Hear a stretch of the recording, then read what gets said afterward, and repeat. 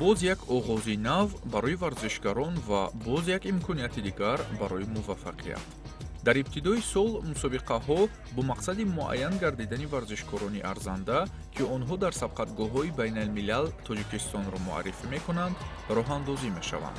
ин толор барои баргузории мусобиқаи ҷумҳуриявӣ оид ба ҷиу-ҷитсу байни калонсолон интихоб ва омода гардидааст ки паҳлавонони арзанда аз тамоми манотиқи кишвар барои муваффақият дар майдони муҳими рақобат ки минбаъд онҳоро ба арсаҳои байналмилалӣ мебарад ҷамъ омадаанд. ҷиу-ҷитсу яке аз навъҳои гӯштини дӯстдоштанӣ дар ҷаҳон маҳсуб мешавад. дар кишвари мо низ ин ришта ҷойгоҳи хусае дораду мароғдорони беҳисоб.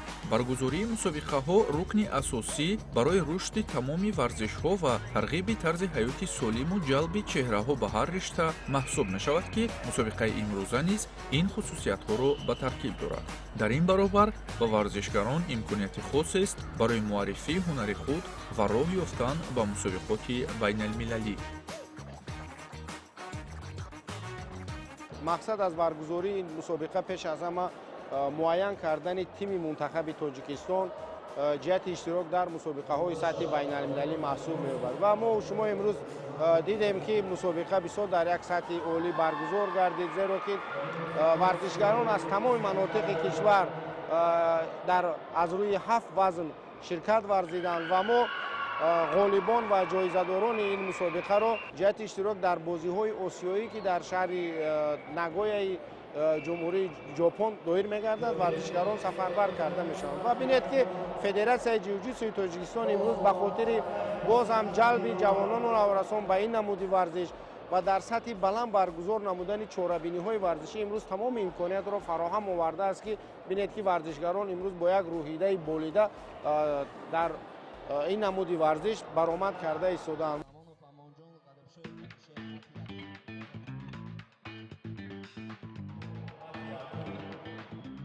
ибтидо нерӯсанҷиҳо дар вазни то 56 ва то 85 кило роҳандозӣ гардиданд. дар ҳар сабқат паҳлавонон маҳорату матонату ирода нишон медоданд ва муҳорибаҳо то рафт диққатҷалбкунанда ва ҷолиб мешуданд.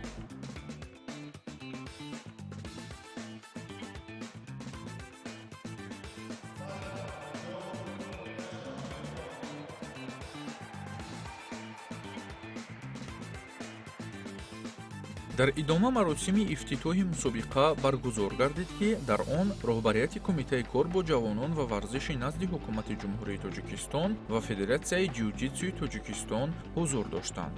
зимни суханронӣ раиси кумитаи кор бо ҷавонон ва варзиш зулфиқор гулаҳмадзода иброз дошт ки рушди намудҳои гуногуни варзиш тарғиби тарзи ҳаёти солим ва дастгирии варзишгарон аз самтҳои афзалиятноки сиёсати давлатии соҳа ба шумор меравад. таъкид гардид ки бо дастгирӣ ва таваҷҷӯҳи доимии ҳукумати кишвар хусусан пешвои миллат президенти ҷумҳурии тоҷикистон муҳтарам эмомалӣ раҳмон дар самти рушди соҳаи варзиш тадбирҳои муҳим амалӣ мегарданд. ҳамзамон раиси федератсияи ҷиу-ҷитсу манучеҳ каримзода изҳор намуд ки мусобиқа бо мақсади рушди ин варзиш ва баланд бардоштани маҳорати касбии варзишгарон таҳкими рақобати солим ва дарёфти истеъдодҳои нав роҳандозӣ гардидааст.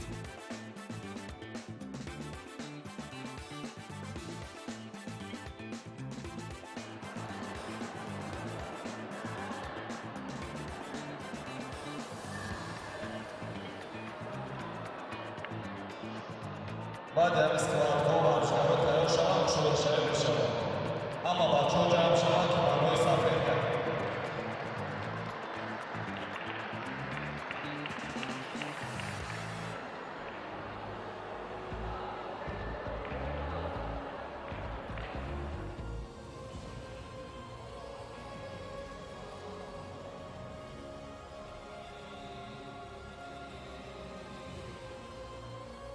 ҳамин тавр пас аз маросими ифтитоҳи мусобиқа ғолибону ҷоизадорон дар вазнҳои то 56 ва то 85 килограмм бо тӯҳфаҳои молию пулӣ қадрдонӣ гардиданд.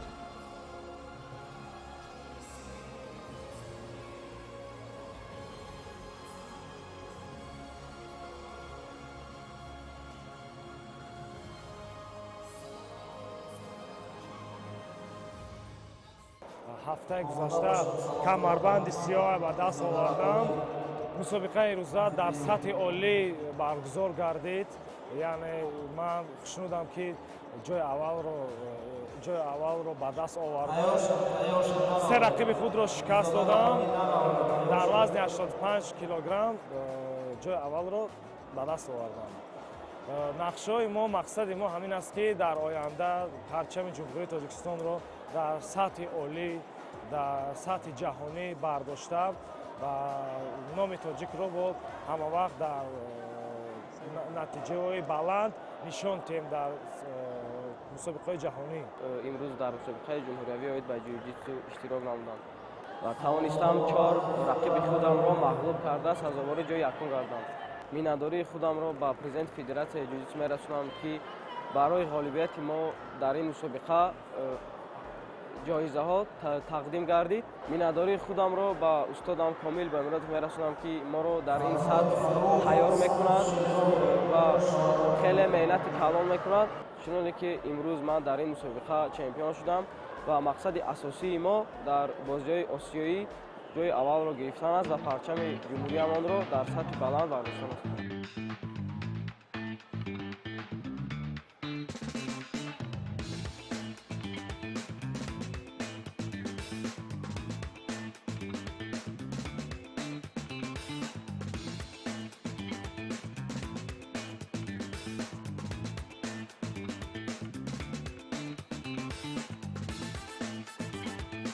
дар идома нерӯсанҷиҳо дар вазнҳои то 62, то 69, то 77, то 94 ва ҷамъи 94 кило роҳандузӣ шуданд. дар ҳар вазн рақобати шаддид, дар ҳар бархӯрд мубориза то сонияи охир.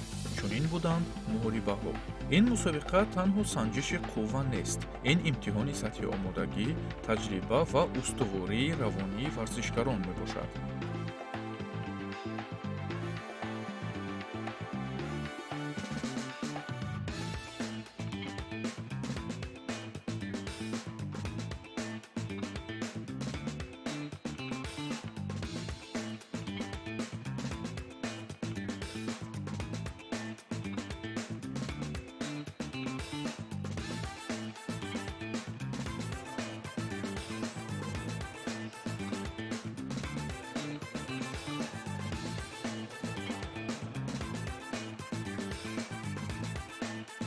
ҷиу-ҷитсу варзишест ки ҳар кас метавонад ба он майл дошта бошад, тамрин намояд ва дар ҳама мусобиқаҳо иштирок варзад, новобаста аз сину сол ё имкониятҳои ҷисмонӣ.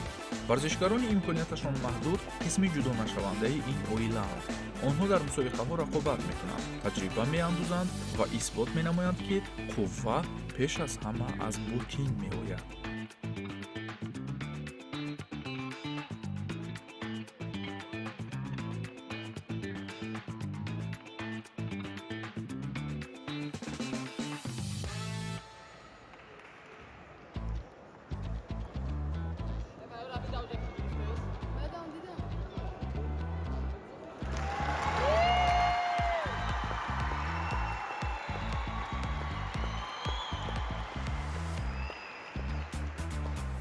дар баробар ин имрӯз варзишгарони имконияташон маҳдуд мо ҷалб карда ҳастем, зеро ки дар мусобиқаҳои байналмилалӣ, дар чемпионати ҷаҳон, дар мусобиқаҳои паралимпӣ низ намуди ҷиу-ҷитсу байни варзишгарони имконияташон маҳдуд низ шомил карда шудааст ва имрӯз аллакай федератсия зиёда аз 6-7 нафар варзишгароне ки имрӯз имконияташон маҳдуд аст ба ин намуд ҷалб кардаем ва имрӯз аз ҷониби роҳбарияти федератсия нисбати ин табақа дастгириҳо ҳаст, яъне ки ҳавасманд таваҷҷӯҳи алоҳида карда мешавад ва боварӣ дорам ки ин иқдом метавонад ки варзишгарони имконияташон маҳдуд аст бештар ҷалб карда шаванд.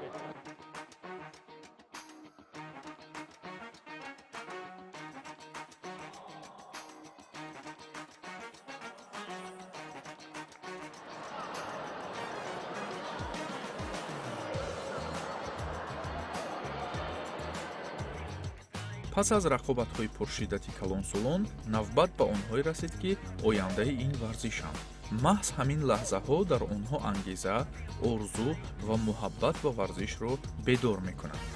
барои тарбияи дуруст, омӯзиши эҳсоси рақобат ва шиносоии аввал бо майдони мусобиқа сабқатҳои кӯдакона аз навъи греплинг роҳандозӣ гардиданд.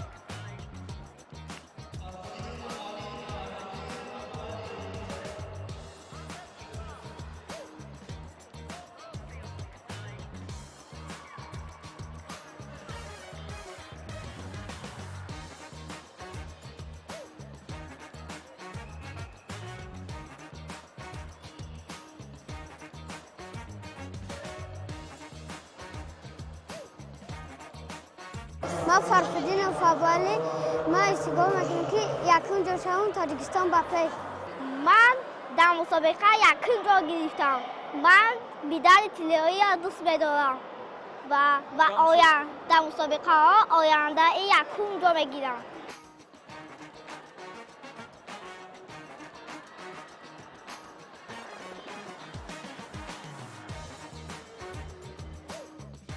маҳз чунин мусобиқаҳо варзишгарро мукаммал месозанд, ба ӯ таҷрибаи воқеӣ рақобат медиҳанд ва барои қадамҳои ҷиддитар дар сатҳи байналмилалӣ омода месозанд.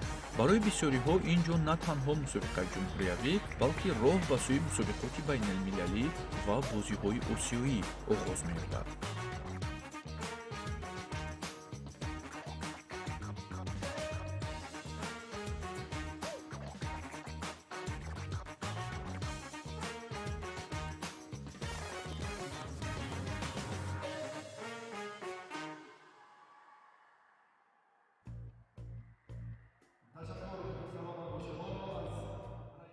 و واقعا امروز فدراسیا تصمیم گرفته است که در پایتخت ازمون شهر دوشنبه باشگاهی جیوجیتسو را بنیاد سازد، زیرا که بعد از ملاقات با رئیس فدراسیای ژاپن و کاتب گنرالی فدراسیای آسیایی علاقه نقشه‌بندی گردید که در شهر دوشنبه یک باشگاه وابسته به این نمود جیوجیتسو بنیاد کرده شود و باوری دارم که این هدف حل خود را می‌یابد. نمود جیوجیتسو همه ما و شما می‌دانیم که علاقه در تاجیکستان معرفی کرده شده است و امروز بینید که نورسان و جوانان رو به این نمود ورزش نهادند که ما باوری کامل دارم که در آینده خیلی که امروز در برنامه بازی‌های آسیایی است و در آینده امید است که این نمود در بازی‌های المپیک نیز شامل کرده می‌شود.